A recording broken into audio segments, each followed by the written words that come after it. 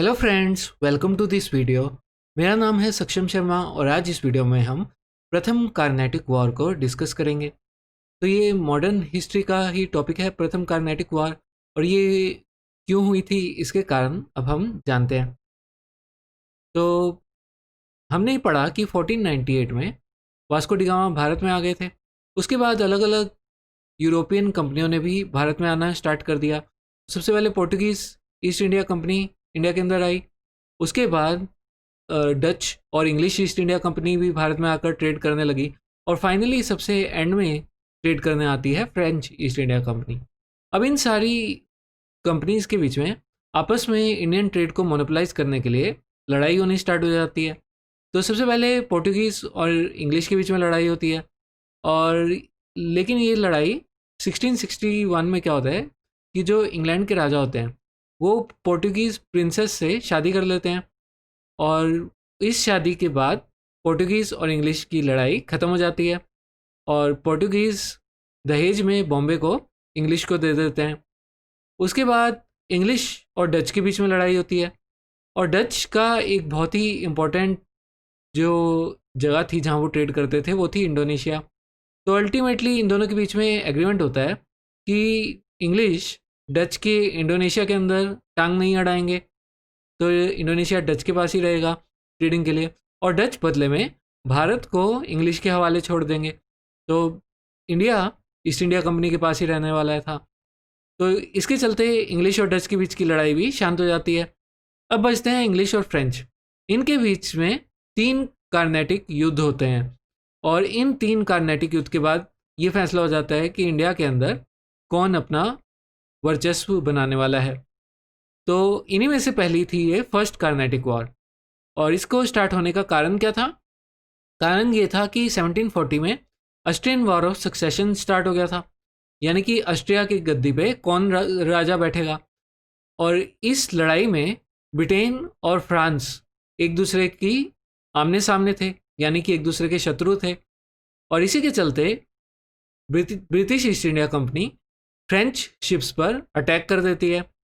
अब पहले ये भी देख लेते हैं कि कार्नेटिक रीजन कहाँ पे पड़ता है। तो ये जो आपको मैप दिख रहा है यहाँ पे, ये जो साउथ का ये जो एरिया है इसे कार्नेटिक रीजन कहा जाता है, और यहीं पर ये तीनों कार्नेटिक युद्ध लड़े गए, जिसमें से हम पहले की बात कर रहे हैं। तो यहाँ पर आपको ये जो पौंडीचेरी दिख रहा है ये फ्रेंच का मेन हेडक्वार्टर था, और मद्रास ब्रिटिश का मेन हेडक्वार्टर था साउथ में।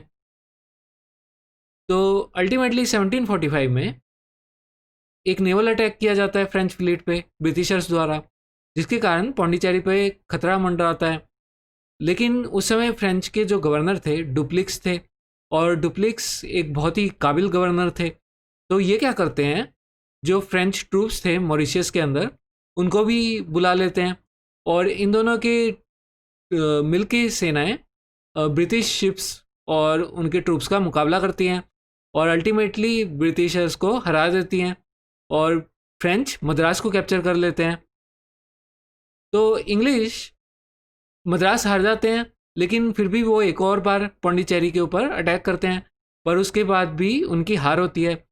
तो इंग्लिश अल्टीमेटली जो नवाब होता है कार्नेटिक का, आरकोट का, अनवरुद्दीन से मदद मांगते हैं। आरकोट एक बार आपको मैप पे भी दिखा दूँ, तो ये जो आपको ये दिख रहा है ये पूरा आरकोट था। तो यहाँ के जो नवाब होते हैं अनवरुद्दीन, उनसे इंग्लिश मदद मांगते हैं। तो नवाब बोलते हैं फ्रेंच को कि मद्रास को ब्रिटिशर्स को वापस दे दो, नहीं तो तुम्हारे लिए अच्छा नहीं होगा।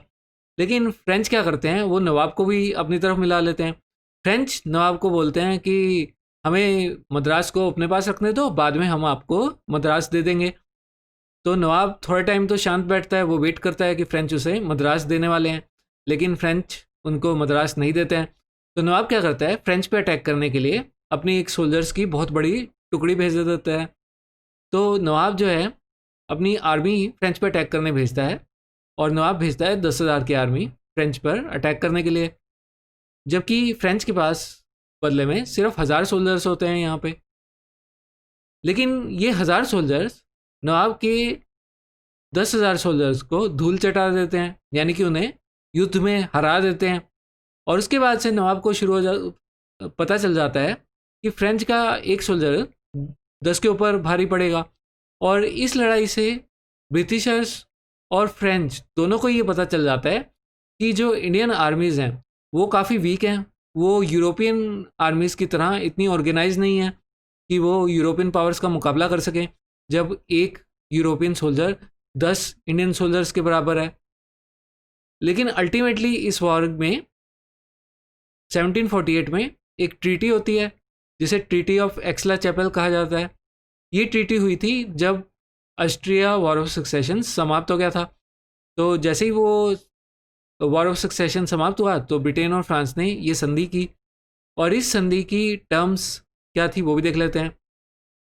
तो इस ट्रीटी के मुताबिक फ्रेंच को मद्रास वापस से इंग्लिश को लौटाना पड़ा, और इंग्लिश को लुइसबर्ग कनाडा के अंदर एक जगह है, और ये जगह इस वॉर के चलते वहाँ कनाडा में भी ब्रिटिशर्स और फ्रेंच के बीच में लड़ाई चल रही थी, और वहाँ पर इंग्लिश ने लुइसबर्ग इंग्लिश से छीन लिया था, इंग्लिश ने फ्रेंच से ही लुइसबर्ग छीन लिया था।